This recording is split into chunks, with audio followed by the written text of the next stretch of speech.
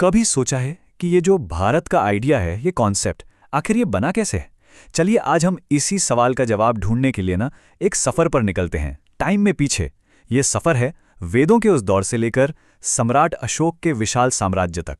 बस एक पल के लिए सोचिए जरा। एक ऐसी दुनिया की कल्पना कीजिए जो आज की दुनिया से बहुत ही अलग थी। जरा उस दौर की कल्पना करके देखिए, जब न बिजली थी न मोबाइल।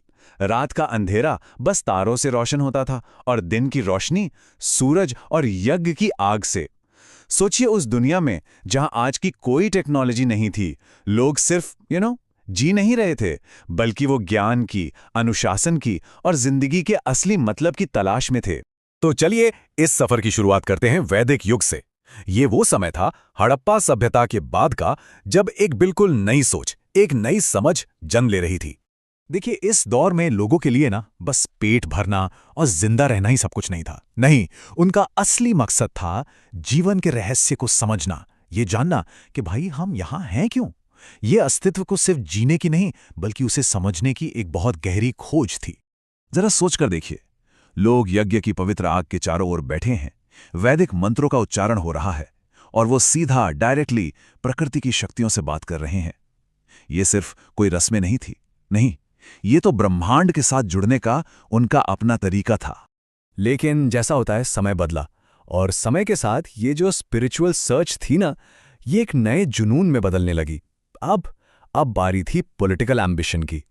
ये दौर था छोटे छोटे राज्यों का और उनके बहुत बड़े बड़े सपनों का।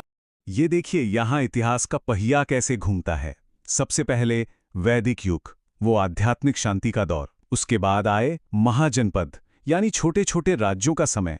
और फिर आया मौर्य साम्राज्य का युग, जिसने इन सभी को एक झंडे के नीचे लाकर खड़ा कर दिया। हाँ, तो ये था महाजनपदों का समय। अब देखें, नक्शे पर तो ये छोटे छोटे राज्य दिखते थे, पर हर राजा के सपने बहुत बड़े थे। हर कोई अपनी ताकत बढ़ाना चाहता था, अपनी सीमाओं को फैलाना चाहता था। मतलब एक होड़ सी मची हुई थी। और इसी पॉलिटिकल उथल-पुथल के बीच इतिहास ने दो ऐसे किरदार चुने जिनका काम था इन बिखरे हुए टुकड़ों को जोड़ना और एक विशाल साम्राज्य की नींव रखना। एक तरफ मगध के युवा और जोशीले राजा चंद्रगुप्त मौर्य, और दूसरी तरफ उनके गुरु, एक ब्रिलियंट स्ट्रैटेजिस्ट चाणक्य। इन दोनों की जोड़ी ने सच में मिलकर इतिहास का रुख ही मोड़ दिया। उनका प्लान एकदम क्रिस्टल क्लियर था। स्टेप 1, जितने भी एम्बिशियस राजा हैं सबको एक साथ लाओ। स्टेप 2, जो सबसे शक्तिशाली है उसे चुनौती दो। और आखिर में स्टेप 3, एक अखंड भारत का निर्माण करो, एक यूनाइटेड एम्पायर। लेकिन कहानी यहां खत्म नहीं होती।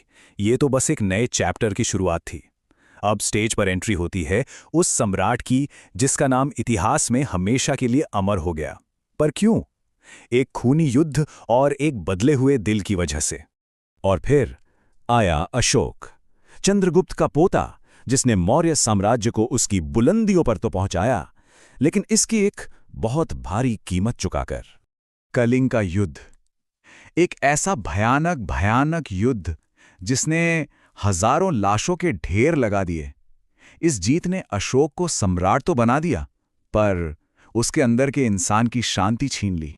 युद्ध के मैदान पर उस तबाही को देखकर अशोक का दिल हमेशा हमेशा के लिए बदल गया। कहते हैं उस दिन एक विजेता सम्राट की मौत हुई और एक पछतावे से भरे इंसान का जन्म हुआ। और पता है, इस एक बदलाव ने सब कुछ बदल दिया। अशोक ने एक रास्ता हमेशा के लिए छोड़ दिया। उसने तलवार को छोड़कर करुणा का हाथ थाम लिया। ये पार की डेफिनेशन को बदलने वाला एक हिस्टोरिकल मोमेंट था। उसकी पूरी पॉलिसी, पूरी राजनीति ही बदल गई। अब युद्ध की जगह ले ली धर्म ने, यानी सही तरीके से जीना, सही काम करना। और हिंसा की जगह ले ली अहिंसा ने, मतलब किसी भी जीव को तकलीफ न देना। और यह सिर्फ एक राजा का पर्सनल डिसीजन नहीं था, ये तो एक पूरे साम्राज्य की नई आत्मा थी, एक नई पहचान थी। तो सवाल यह है कि आखिर अशोक ने दुनिया को विरासत में दिया क्या?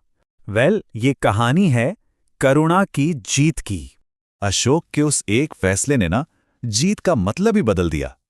ये जमीन पर कब्जा करने वाली जीत नहीं थी, नहीं, ये उसूलों की जीत थी, सिद्धांतों की जीत थी, एक ऐसी जीत जो तलवार से नहीं बल्कि दिलों पर राज करके हासिल की जाती है। और ये सवाल आज भी उतना ही जरूरी है कि तलवार से बना साम्राज्य ज्यादा टिकता है या करुणा और दिल से बना साम्राज्य। आखिर वक्त की कसौटी पर कौन सा साम्राज्य सच में खरा उतरता है? सोच